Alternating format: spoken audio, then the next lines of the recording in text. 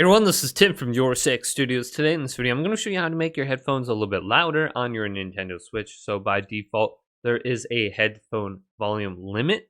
Now you can go ahead and turn this off so you can actually turn it up a little bit louder. So on the home screen here, let's go to System Settings and then scroll all the way down.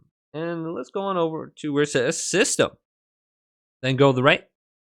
Scroll down under this list until we get to where it says Lower Max Headphone Volume and turn this off. It says when using headphones, please listen at a volume that is safe for your ears. Set the volume so that you are still able to hear your surroundings and take breaks when using headphones for a long period of time. All right, thanks.